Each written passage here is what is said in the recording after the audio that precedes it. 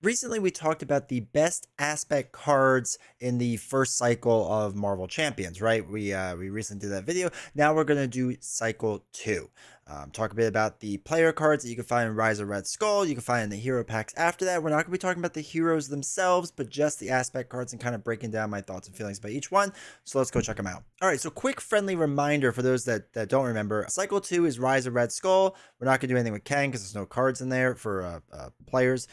Ant-Man, Wasp, Quicksilver, and Scarlet Witch. So let's start with the player cards, or I'm sorry, the aspect cards for Rise of Red Skull. So with Hawkeye, he is a leadership build, which, by the way, I still think is the best build for Hawkeye, just because he's such a squishy type of hero. Like, he's kind of rough to navigate sometimes. But anyway, we have Kate Bishop Hawkeye, which is interesting because she's a 2/1/2 ally, and you have to exhaust this ally and discard one card from your hand. Deal X damage to an enemy, where X is equal to the number of printed resources on that card, right? So if you got rid of like a 2 resource card, you can do 2 damage, right? It's nice that basically if you have dead cards in your hand, you can exhaust Kate to throw away that card. Most of the time it's only going to have 1 resource on it, realistically. So it's like a free damage you get to do without her taking consequential damage. It's not bad, right? It's not actually a bad system. I haven't built around it a ton because I usually, unfortunately, kind of use her to attack and then use her as her block. But if I am doing a build where I have a bunch of allies out there, then it makes a bit more sense to me, right?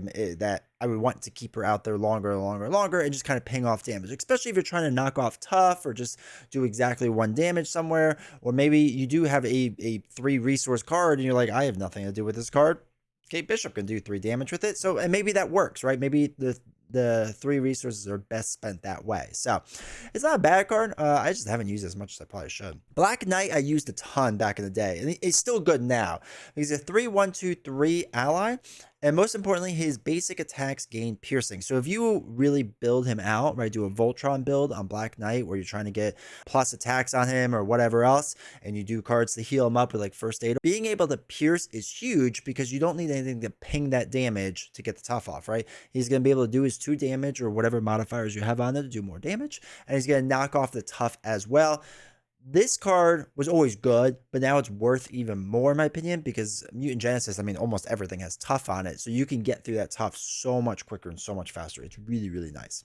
Goliath, I've used this a bit. It's weird because you can't really use him as a blocker. So I've liked to use him as like a use 2 threat removal and do 1 attack, and then like the next round or next phase, next round, attack Goliath using +4 attack until the end of the phase, right? Now, if you have a card that could ready up Goliath, right, with what is it, the cycle, whatever that bike is called, this actually works pretty well, right? Because he's +4 attack until the end of the phase, and at the end of the phase you discard him. So if you pair him with that cycle that allows him to ready up, or if you have a different card that allows Goliath to ready up, you're looking at 5, then 5 more damage. So if you build with that in mind, this card's really good, but it's probably not a card you'll just throw in an average deck unless you're looking to like do 1 last big hit and you don't need to worry about a 4 cost ally being a blocker, right? But 4 for 10 trade-off, if you can ready him up, is huge and absolutely worth it. All right, then we have US Agent. I love US Agent personally. I like to beef him up because most of the time when I'm playing leadership, I'm playing, was it team skill or whatever, it gives you the card that gives you +1 hit points to all your allies. So US Agent is a 3/1/1/5, but generally I'm not really attacking or thwarting with him. He is just blocking because he has Retaliate. So he'd be a little bit beefier, can probably take most of the hits and be able to retaliate onto your enemies. I think that's really helpful. It soaks up some damage. It's super good in my opinion. Here we go, Sky Cycle. That's what we're talking about. Attached to an Avenger ally. That ally gains aerial, which is fine, whatever. But you can exhaust Sky Cycle to ready attached ally. Like I said, for Goliath, this is huge. This is a huge, huge card to put on Goliath. It would actually make the whole thing 5 costs, but that doesn't matter. 5 costs for 10 damage is still, generally speaking, a trade-off I would do, especially just for allies and whatnot. A couple of copies of them. Team Training's the one we're talking about, where you put it under your control. Each ally you get +1 hit points.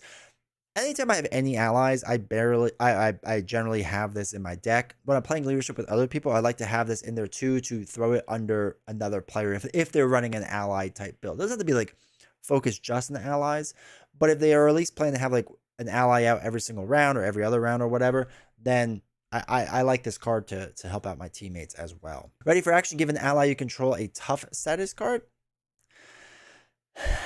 I haven't really used this that much, to be honest. I've tried to mess around with it, and it's not bad, right? Because we've seen cards where you put tough stats in yourself, and it was 3 cost with whatever the neutral card was. So 1 cost to give a tough on an ally really isn't that bad of a trade-off. I just haven't really built around it. There's probably some interesting things you can actually do with this card, but I just haven't done it, right? I haven't done it. It just seems a little not excessive, but it's nice in the sense that you could exhaust your ally to do the damage or the thwart or whatever, then play this card to give your ally the tough, let them block the next round, and the following round you could do stuff with them. Or if you have the cycle on them to ready them up. There are ways you can do things that could be cool with this card. I just never have. That is not, again, not to say it's a bad card. I've just never personally really built around that card. So this card I like a lot. Leaf in the front with a 2-cost event. Choose a player. Each character that player controls, so that's your hero and your allies, gets +1/+1 thwart an attack until the end of the phase. I think this is huge, right? Especially if you're doing an ally swarm build or something like that, where you're going to have like 4 allies out there, including yourself. So now you have 5 characters essentially, or you could have 5 or 6 characters, whatever it may be, all attacking for extra 1. So a 2-cost spread out is 5 damage, and then if there's a way to ready them all up or ready some of them up, you're doing even more damage on top of that. I really like this card, or for being able to thwart a lot is really great too. I mean, this is a really strong card. I don't utilize this as much as I should, but it is a very strong card, and very well worth being in the deck. And then you have power of leadership cards. Those are pretty typical. So we have War Machine, the basic ally. I don't mind him. I just don't use him a ton. He's a 4/2/2/3. He comes in with tough, so he's nice for the first round block, right? His attacks gain range, so basically he ignores retaliate, so you don't have to worry about him getting retaliate, which can be helpful. The attack for 2 isn't bad. It's not bad building him out. I feel like 3 is a little weak for what he is. Now, if you have like team training on, it's not as bad. But I don't know. I've never been a huge fan of this card. It just seems a little expensive for what I'm trying to do. It's not terrible, and it is a free block, right, if you plan it all out. There's other cards I'd rather have, right? I'd rather just put Nick Fury in at this point. Now, you could argue why not have both? That's a valid point. But for me, I'll just do Nick Fury, right? That to me, the being able to draw 3 and then use Nick Fury as a blocker is just worth as much as War Machine is, in my opinion. So anyway, that's kind of where I stand on that. Avengers Tower, good support card if you're running a Avengers type build. I think it's absolutely a must have. Being able to reduce the cost of the next Avenger ally is huge, and then you get 1 extra ally as well. Avengers. Exhaust an Avenger character you control, ready another one. This can be good with Avenger trait builds. We talked about readying up our hero a lot, and if you don't want to use your ally to get consequential damage, you can use a card like this to ready up your hero or somebody else, right? There is actually some decent worth to this, but I haven't done a ton with it, right? I really haven't. But it does have its place. It does have its place, but it probably isn't finding its way into like every single deck or anything like that. And then we have your usual doubles. So then for Jessica Drew, who came out in Justice, Spider-Woman came out in Justice, we have the Spider-Man ally card. I remember trying to get this card to work, but 5 is just so much because so many heroes are a 5 hand size that either you can't do this card or you're wiping out your hand. And a 5/2/2/4 isn't bad, but after you play Spider-Man from your hand, remove 3 per person threat from a side scheme. That's not bad, right? That's pretty good. I think if you have a massive side scheme with like a bunch of other people, like it scales well, which is really nice. But even on solo, being able to play basically 5 for 3 for threat reduction and then be able to do another 2, so 5 for 5, it's not terrible, right? And you still have 2 more rounds of threat reduction, so that would really be what, 5 for 11. It's not bad, right? It is pretty decent in having a blocker at the end of that. It's not bad. The worst part is the 5 costs. It's really hard to swallow 5 costs. That's just that, like I said, it's wiping out your hand, assuming you can afford it all, because that's just so much money. I think that stops me from playing Spider-Man a lot, unfortunately. Now, again, hopefully you draw a double and it makes it easier, or you have some kind of resource generator. Sure, but most likely you're still kind of wiping out most of your hand. So it's not a bad idea for a card, and is a strong card, but 5 costs. It's just tough. Heroic Intuition, pretty decent card, right? Getting an extra thwart, especially if you have a 2 thwart hero and you bump it up to 3. 3 and solo can control the board state really well, right? Usually, generally speaking, you can control the board state really well with 3 threat removal. Now 2 is pretty good too, but 3, you're cruising. You're really cruising. So this could be a really useful card for that. Skilled Investigator. After a side scheme is defeated, exhaust Skilled Investigator, draw a card. This was a huge card to get for the Justice build because this allowed you to get some easy card draw, right? You want side schemes to come out there as a Justice player. There's a way to get some card draw, especially with certain cycles or certain villains, I should say, have a lot of side schemes. So it was nice to be able to really get a big reward with that card draw, especially a 0 cost upgrade like this, and it's not removing this upgrade, it's just exhausting it, so that's really nice. Really a big fan of this card in general. All right, next up we have the 1 cost support of Interrogation Room, max 1 per player. After you defeat a minion exhausting Interrogation Room, remove 1 threat from a scheme. I don't use this a ton because generally Justice, I'm not really focusing on, like, I want minions, but if I'm playing a minion heavy deck, I'm probably not really using the right Justice ally. Like, I'll just switch to aggression, generally speaking. I guess if I really wanted to force myself into that direction of having to play Justice, I would do this. But the thing is, like, if there's a lot of minions, I'm probably just, like I said, gonna play an aggression deck. But there's not a lot of villains at the deck are minion heavy and side scheme heavy. Like, there might be 1 or 2, but there's not like a ton of them. So I find this card not super useful. I haven't really used it a decent amount. I guess it's nice again if you have a constant string of minions and a side scheme out there or 2, but it's just one of those things I'd rather just use a 1 cost event to remove threat from a scheme then. Like, I don't know. It's one of those things I just don't value that much or have used that much. All right, now the big one, Clear the Area. Clear the Area is like a staple in my life. I love Clear the Area, 1 cost event, remove 2 threat from a scheme. If this removes the last threat in that scheme, draw 1 card. So it basically becomes a free card. Getting through card draw is really nice, especially for 1 cost. If you're using the, Sense of Justice, I think it's called, that generates the resource for you, it's even better, right? This is a fantastic card. This is a huge staple in my decks for Justice. I don't use it all the time, but it's probably more than half at this point I use it, especially for solo, because there's going to be, generally speaking, less threat on a scheme. So for solo, this makes a lot of sense. For 4-player multiplayer, it probably doesn't. You're not going to get that card draw as much, but for solo, I think it's a great solo card. All right, I guess that's it. I thought there was more after the basics and stuff, but I guess not. All right, whatever. So next up we have Ant-Man. And Ant-Man came in leadership. So first up, we have Ant-Man Hank Pym. He's a 0/2/2/0 card. Ant-Man gets +1 hit point for each Pym counter on him. When Ant-Man enters play, place 1 Pym counter on him to a maximum of 4. For each resource you overpaid for Ant-Man's cost, you get to place the Pym counter on, right? So it's a pretty interesting way of doing it. Now, there's controversy with how certain cards work and with how paying versus overpaying. We're not going to get into that. That's a whole nother discussion. But what I will say is the general premise of him is pretty interesting with how it works.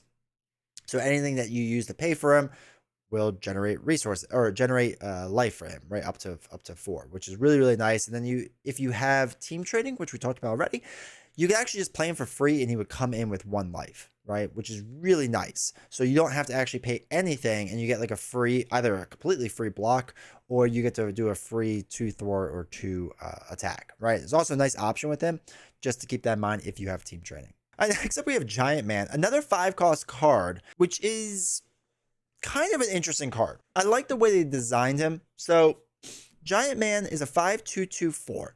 Giant Man gets +2 attack while he has 3 or more remaining hit points. So in the beginning, he has the ability to swing for 4, and then if you don't have any damage on him, swing for 4 again. So it's a 5 for 8 right out of the gate. And then he has the ability to go up to 5 for 10 and as a block. Again, it's really hard to justify the cost of this, but I feel like it's a little bit better than the Spider-Man version, right? Spider-Man essentially gave you 3 threat removal right out of the gate, and then plus you could do another 2, right? So up to whatever it was, 8 or 10 or whatever. Giant Man is like kind of the same version of it, but with attack, basically. So it's a fine build, right? And if you can have team training on, he does even more damage. So I like that they not that they scale it, but they tie it into his life. If you have ways to heal him up, it's even better, right? Giant Man can be really good, but it is one of those cards you have to kind of like plan for and prepare for, right? If you don't have a plan for Giant Man, it's not worth just throwing into a deck. But if you have first aid cards, if you have a way that increases life or whatever else, then it's worth it, right? Then it's absolutely worth it. And you can do a lot of cool stuff with him. Next, we have Ronin. I've never really done a Ronin Voltron build, and I think it could be really interesting with throwing upgrades on him, right? He's a 3-1-2-3, which is a decent enough stat line, but he gets +1/+1 while an upgrade is attached to him. If you throw 2 upgrades on him, right, we're looking at 4 that he's swinging each time, which is actually like pretty legit and good, right? It's a really good option. So I like the idea of Ronin. I've just never done a great build with him and really focus around him. Maybe I should, but I think you can make it really interesting. Again, especially if you have cards that focus on healing him up and beefing him up and whatever else, and you do a really good job at protecting him. I think it can be worth it, but he's not one of those cards I throw into my deck casually. Generally speaking, I have to build around him. All right, next we have Stinger, who I love. I love Stinger. Stinger's a 1-1-1-2, and you can only play them if you're an Avenger, and they do not count against your ally limit, which is really nice, right? So if you're running a Strength in Numbers build, where basically Strength in Numbers, you could throw out a card, or throw out Strength in Numbers, you exhaust as many allies as you want that you have out on the table, and you get to draw cards. Stinger is fantastic for that, right? Being able to get her out there. If you can use Strength in Numbers several times, or for several rounds, it's really, really nice. But a lot of people even use Stinger as just that cheap block, right?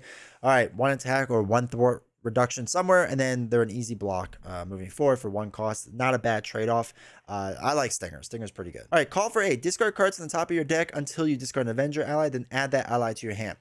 I don't like this mechanic, generally speaking, right? I don't like going through my deck super fast, because I don't always see the value in it. Now, it doesn't mean that there is no value, right? Of course, there is some. But I think rushing my way to a encounter card, especially on Expert, is not something I generally want to do. So call for aid, it's not a bad idea if you know your deck has a ton of Avengers coming up, then okay, that's fine. That makes sense. But if you're, if you have a bunch of Avengers and a bunch of doubles, and you blew through all your doubles using a call for aid, was it really worth it, right? It becomes a weird trade-off in my head that I don't know if I can always justify and make worth it. So the idea is cool. The idea is neat. I don't know. I've just never been a big fan of these type of cards. So they rarely find any place in my deck. Next, we have a Moxie, 0 cost event. After you change form, your hero gets +1/+1/+1 to the end of the round. This can be good. I haven't used leadership as a build out way to like build out my hero a lot. Usually I use it for an ally type build, but if you're going that route where you're focusing more on your hero than anyone else, this could be an interesting card to do. I don't use it a ton. Like I said, I haven't used leadership to build out my hero. I generally use it for allies. So it could be fine. It might be nice, but I haven't really used it. Next up, we have Power Gloves, which are pretty interesting. So after attached ally thwarts or attacks or thwarts, deal 1 damage to enemy. It's a 1 cost upgrade. It's kind of cool, right? It's kind of cool because you can thwart with a stronger ally and still deal damage, right? So it's giving that little extra onto it. Again, I feel like you have to focus on your ally being healed up and being readied up and whatnot to make the most value out of it. So that part's kind of rough, but in general, like I like the idea of the Power Gloves. I don't think they're terrible, but again, I really haven't done a ton with them. There's other upgrades I'd rather get out there than the Power Gloves. Speaking about other upgrades, Reinforced Suit's really nice. We talked a bunch already about allies where if they have more hit points, it become more valuable. This is a perfect example of what you want to do, right? Reinforced Suit is a 1 cost upgrade. Attached ally gets +2 hit points. That's huge. That's a huge amount of health that you can work with that ally, especially like on, like I said, Giant Man, right? Where you're trying to keep him above 3 life or at 3 and above. This helps out a lot, right? This helps out a lot. This makes Giant Man much more valuable and can really make him super strong. So I really like Reinforced Suit in general. So we've been talking a lot about healing up your allies, right? Healing up your allies. This is how you do it, right? First aid, you heal 2 damage from any character, right? A lot of people when they first saw this card thought it had to be from your hero. No, any character, right? It could be anyone that you want. I guess including villains or whatnot. I think they're characters technically, but whatever. You can heal damage wherever you want, which is really nice. One of the big benefits to this card is being able to use it for is when you use it on your allies. It really helps out. On your hero, it's not bad, but on your allies, it's really good. So next we have to get into Swarm Tactics. The first team up card, I guess we actually saw. So you change to your other hero form, ready your hero. This is like such a basic version of it now. But it's not bad, right? For solo play, this doesn't get used a lot because it's not often you get Ant-Man and Wasp both on the table. It does happen, but it's not like guaranteed or anything like that. So change your other hero form, ready up for one cost. Not terrible, right? But generally speaking, team up cards aren't used a ton in solo. Doesn't mean that you don't use them, but just they're not generally used. Then we have team building exercise. This is a card I like a lot. You exhaust team building exercise, play a card from your hand that shares a trait with your hero, reducing its cost by 1. This is great for when you're doing like Avenger traits or Guardian traits or anything like that. This is a super helpful card. I've noticed it's being played less for me because there's so many better resource generators out there now, and this was a way of kind of like replacing that. But this is still good. This is still a good card. I still enjoy this card. It still has a place. I just feel like it's being used a little bit less than it used to be. All right, next up we have Moment of Triumph. After you attack and defeat an enemy, heal 1 damage from your hero for each excess point, or each point of excess damage dealt to an enemy by that attack. I actually think this card's really good with Wasp, and we'll get into Wasp in a second with Wasp aggression, but she does have like overkill cards. You use this with an overkill card, right? So you deal damage to a minion, overkills into the villain, but that the enemy you defeated, if you overkilled by a lot, you can heal a lot. I really like this card for Wasp. Just it's not a card that's used much with her, so it's kind of interesting to see it not be used, but slowly is, and it's kind of cool because it's an easy way with any overkill hero really to just gain life. Lay Down the Law is a pretty good card. 1 cost event. After you change form, remove 3 threat from a scheme, 4 threat instead if you paid for this card using a science resource. So again, if you're doing this, you know, as any hero really, and you have Sense of Justice in, it's really nice to go from alter ego to hero and be able to remove 4 threat for 1 cost. It's a pretty darn good card. All right, it's pretty darn good. Definitely recommend that card. Next up, we have Muster Courage. Play only if you're an Avenger. Give up to X friendly characters a tough status card to a maximum of 3 characters where X is equal to the villain's stage number. It's not bad, right? For 3 cost event, we talked about, you know, there was a 3 cost event that gave you tough. This is good, or this is better, right? This is essentially better than that. Because even if you're on stage 1 or 2, like, if you're on stage 1 and you're an Avenger, it's the same as the other tough card that's a basic. But if you're on stage 2, you can give it to 2 people, making it much more cheaper, right? So it's not a bad card. It's just not a card I use a ton, to be honest. Maybe in the future I will, but not right now. And then we have Assess the Situation. I mean, people have used this to try to get Hulk to work better, try to get other heroes to work better. It's not a bad card, right? You're basically sacrificing a card now to pay off for a card next turn because you get +1 hand size in the end of the phase, and that's when you would draw up.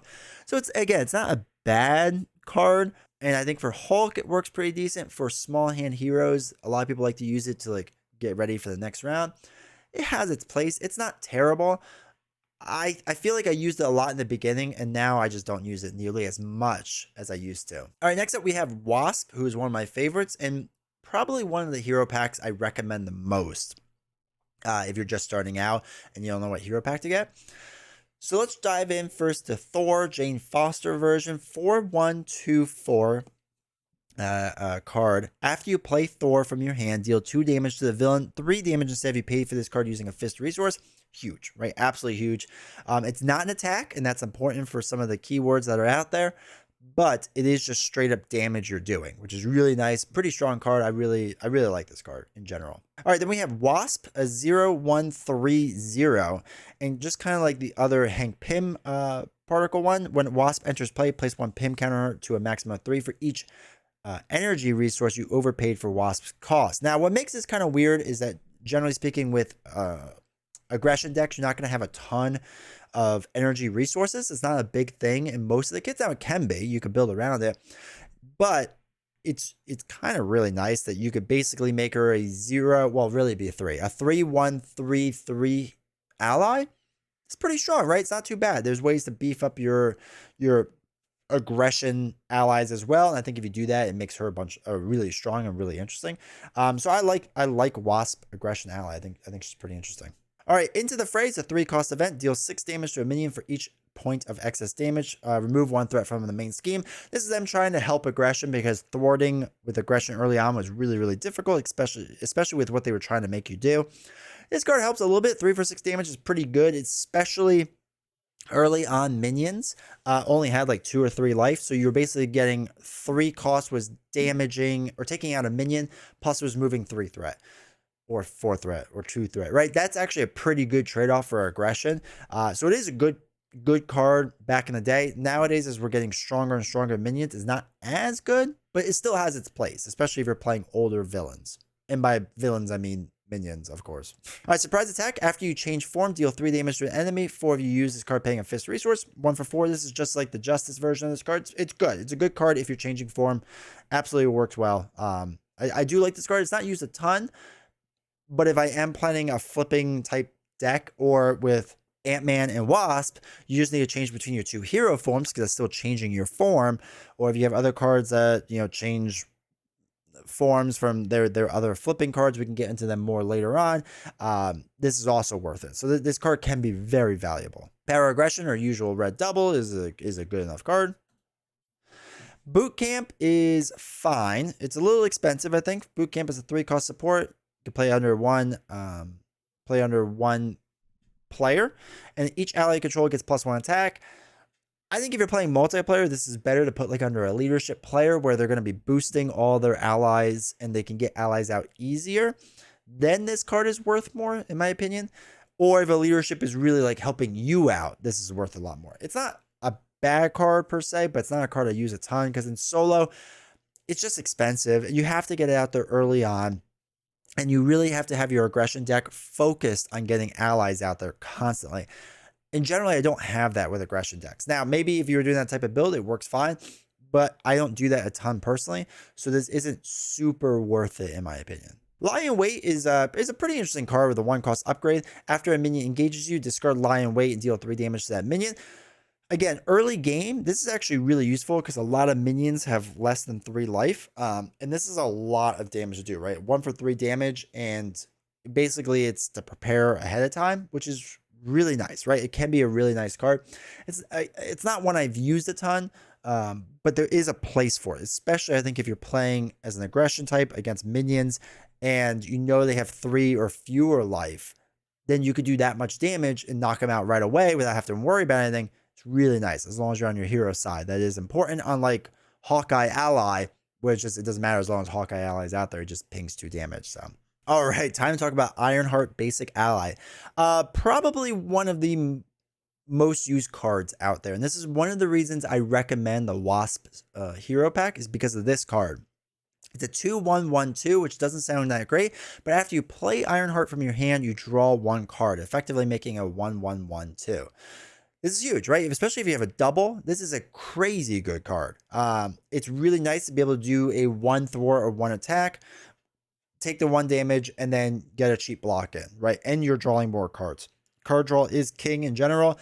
You want to do as much of it as possible, and this card really helps out with that. I love this card. I think Ironheart is an absolutely phenomenal basic ally, and it's really just a staple in pretty much the vast majority of my decks. Here's another great one, Spider-Man Miles Morales. I went away from Miles Morales a little bit, and now I'm finally coming back to him because I was just experimenting with so much else, but he's a 3/1/2/3. After you play Spider-Man from your hand, choose thwart or attack. Spider-Man gets +2 to the chosen power until the end of the phase.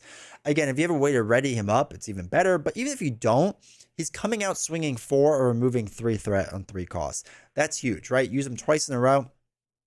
Use him once with the +2, use the next round without the +2, and then he's a block the following round. For 3 costs, I think that's really good. It's a really strong card.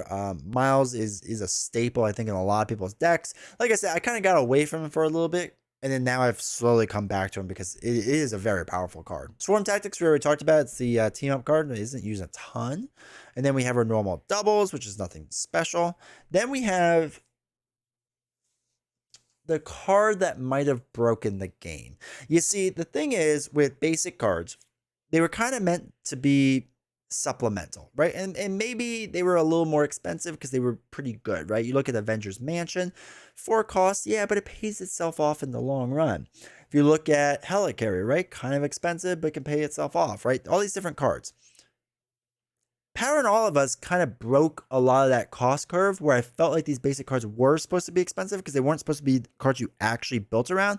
They're supposed to be supplement cards to your aspect. I can now make basic decks in general as strong as any aspect. And a lot of it's due to this card. This card kind of changed the game, and maybe not in a great way. Now, I'm not upset that it exists, but I do think it like kind of broke some things. And it's also probably one of the reasons why you want to get Wasp.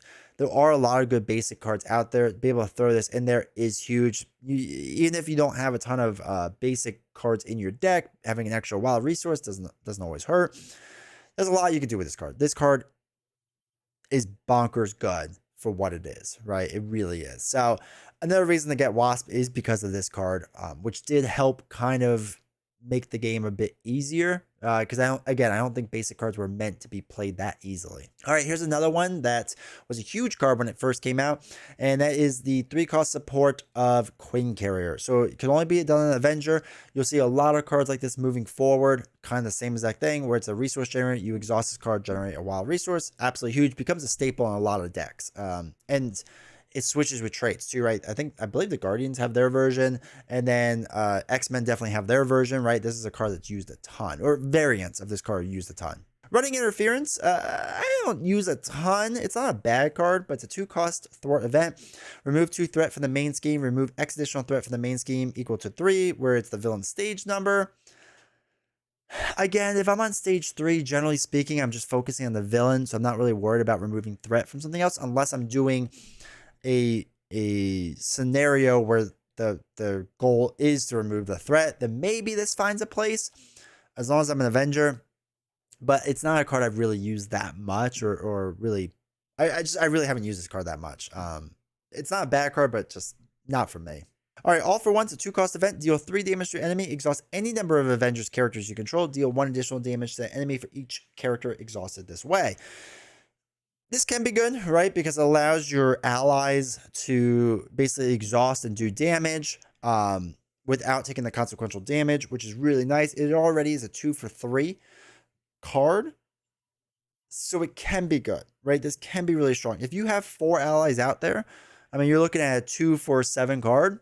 That's kind of bonkers good. But that's also very situational, right? It's very situational. It's not a card I've used a ton. But if you're running an ally type deck, it might not hurt to have 1 or 2 of these in there. Like, that's definitely not a bad idea. But outside of that, you know, it's a fine card, I guess. I wouldn't exhaust my hero, generally speaking, because most of the time my hero is being, if my hero only has 1 damage, they're probably being used in a reduced threat somewhere or something else. So there's no sense to generally exhaust it for your hero. All right, Perseverance, 1-cost event. After you change form, give your hero a tough status card is absolutely huge. It's really, really nice. It's a much cheaper way of getting tough status. I use it a fair amount. No, not a fair amount. I use it a decent amount. Not like a ton though. But it is a good card. Wasp and Ant-Man could do really cool stuff with it. I don't run them a lot in protection though. But this is a really good card for anyone that's changing form. Easy way to get them a tough status. All right, last card from her pack is Athletic Conditioning. It's a 1-cost event. You discard 1 stun or confuse stats from your hero. Can be worth it, right? Can absolutely be worth it. It's a pretty interesting card, especially if you're facing a villain that's stunning and confusing you a ton, and you don't want to just exhaust or throw away cards to clear the stun or confuse. Can be worth it. Pretty good card overall. All right, next up we have Quicksilver. So now we have Multiple Man, and I want to like Multiple Man, but he's one of those cards that I feel like I just don't use a ton. He's a 4/1/1/2. After Multiple Man enters play, search your deck and hand for a copy of Multiple Man and put it into play. Now what's interesting is, because I think there's like 3 of them. Yeah, there's 3 of them, which the way it essentially works is, right, you would put them into play, and then you would do the same response for the next one too, so it puts all of them into play, as long as they're not in your discard pile. So I don't hate this card, but it's one of those ones that I wanted to work more than it does. And the 4 cost for basically 3 blocks isn't terrible, right? And they could all thwart 1 and attack 1. Like, it's not a bad thing, and if you can give them all tough somehow, or give at least 1 or 2 of them tough, it's even better. But it's one of those things I feel like it takes up so much deck space, and it's kind of expensive, and I just don't use as much as I should or really want to. I don't know, I'm just never really drawn to this card. So, maybe one day, but I haven't been using it a ton. All right, now we have Warlock, 3/1/1/3. Spend a science resource to heal up to 2 damage from Warlock. Can be really good, right? If you want to keep Warlock out there. It's basically, Warlock has first aid built in, and if you have cards that buff up Warlock, it can be really strong and good. But on solo play, I don't use it a ton, to be honest. I rather get to the next, you know, hero or the next ally. Like I don't know. I guess I haven't done a lot of protection Voltron builds or anything like that. So it's not worth a ton to me personally. Never back down, a 1-cost event. When you defend against attack, you get +2 for this attack. If you take no damage from the attack, stun the attacking enemy. If you have a really good defensive build, this is actually pretty interesting and pretty cool because basically, let's say you have 2 defense, right? You're defending for 4. That should work against most villains. And now you can stun that enemy. Really good. Now that a lot of villains have steady or stalwart, it's not as good, and they can swing for a lot more than they used to be able to, so it's definitely not as good. But if you play a perfect defense build, this does have, and the villain doesn't have steady or stalwart, this definitely has a place in your kit, but I feel like it's not used as much as it used to be. Sidestep is a fantastic card. 1-cost event. When you would take any amount of damage, prevent 3 of that damage. If you pay for this card using an energy resource, deal 1 damage to the enemy. Now, again, we talked about this before with the 1.4 rules. Just playing a defensive card makes you defending. So if you have any cards that trigger, like electrostatic armor, I think it is, that trigger retaliate or something like that, or damage back based if you're the defending, based on if you're defending, playing this card would do that, right? So that was kind of a big update and really helped out cards like Sidestep. Armor Vest, I use a fair amount. 1-cost upgrade, your hero gets +1 defense. It's also great if you're running against a villain where they're throwing out, or they're using cards, or you get caught off guard a lot, where you have to discard upgrade. This is always a nice one to throw away because it's so cheap. Like, it's a useful upgrade, but it's not like game-changing upgrade. It's good, but it's not necessary, if that makes sense. But I like Armored Vest. I think it's a pretty good card. It still is kind of a staple in most of my decks. Nerves of Steel is a great card. 2-cost upgrade, exhaust Nerves of Steel, generate a energy resource for a defense event. I use it a ton, especially for my events. I really like this card. It finds its way into most of my protection decks. Order and Chaos, team up card. When a treachery card is revealed from the encounter deck, cancels 1 reveal effects and deal 2 damage to the villain. This is if you're playing 2-player Ronin. This is a very nice card to have, but for solo, it's not used a ton. All right, then we have our doubles. And then Adrenaline Rush. 1-cost upgrade, discard Adrenaline Rush. Your hero gets +1 attack until the end of the phase. Again, if you have a way to ready up, it's not bad, or you know you're going to be able to ready up quite a few times, it's not bad. But I don't know. I haven't really used this card a ton, or really at all. Civic Duty, 1-cost upgrade, discard Civic Duty. Your hero gets +1 thwart until the end of the phase. Kind of the same exact thing. Again, I haven't really used it a ton. Brute Force, a 1-cost upgrade. Your hero gets +1 attack. Your basic attacks gain piercing, which can be huge. After you make a basic attack, discard Brute Force. So it would have been nice if it lasted till the end of the phase. Now, if you're going against a villain with tough and you can play this out, it's really nice, but it's a forced response. So you can't even choose when to use this card, which kind of stinks. Like, it would have been nice to be able to hold on to this and keep it in the background and then put it on, but whatever. It's not, I haven't been able to really use it, to be honest. And now, if there are attack cards that do attack event cards that are based off of your hero's attack, it can be good and can kind of do some fun stuff with that. But yeah, as it stands, it's just not a card that I use that much, to be honest. Sense of Justice, we talked a bit about before. I think is a huge card. 2-cost upgrade, exhaust Sense of Justice to generate a science resource for a thwart event. Fantastic card. Use in most of my decks. United We Stand, 0-cost event. You can play as an Avenger. Heal 1 damage from X friendly characters, so maximum 3, where X is the villain stage number. Again, at the end, you know, I'm not really using this on stage 3, maybe stage 2. It's okay, right? It's not great. I think I've used it once or twice to mess around with it, but that's about it. I'm not a big fan of this card, to be honest. All right, Beat 'em Up, 2-cost event. Deal 1 damage to the villain each minion engaged with you. I mean, if you have a lot of minions, sure, it's fine, right? It's not that great. If you're trying to ping off tough on some things, like, it might be worth it more then, but it's not a card I've really ever used. All right, last but not least, we have Scarlet Witch, my personal favorite hero. So Scarlet Witch was Justice build, which probably is the best way to play her. We start off with its speed, 4-cost ally, 2 thwart, 1 attack, 4 life. After speed thwarts, ready him, right? So you could do this twice, or you could thwart basically twice around, which is really useful if you find ways to bolster his health. That's really good. So it can be a good card. It's just not a card I use a ton. But it definitely does have its place. It definitely does. But yeah, not a card I've used a ton in, generally speaking. Wiccan, or Whiffin, depending on what you do, is a 2-cost 1/1/3 ally. After Wiccan thwarts, discard the top card of the encounter deck. For each boost icon discard this way, deal 1 damage to enemy. Now, what's fun is that when I use this card, I manage to get 0 boost icons almost every time. The villain, when they are drawing boost icons, they get like 3+ every single time. So it's it can be a good card. As villains get tougher and tougher, it could be even better because they're drawing a higher average of like 2.8 or 2.9 boost icons. So there's a better chance that you're drawing 2 or 3, right? So to be able to thwart 1 is good in itself. Being able to do that 2 rounds in a row and then using it as a blocker is really good. But being able to discard that top card and add those boost icons for a potential of 3, maybe 6 damage, that could be huge, right? That could be a massive amount. Now, it never works out that good, but it can happen, right? So I think Wiccan is really good. Usually finds its way into my deck pretty much almost all the time, it seems. Crisis is a really strong card. 3-cost event, remove 6 threat from the main scheme. If you pay for this using a science resource, which you should, it ignores the crisis icon. That's huge because crisis icon, you can't remove threat from a scheme like at all.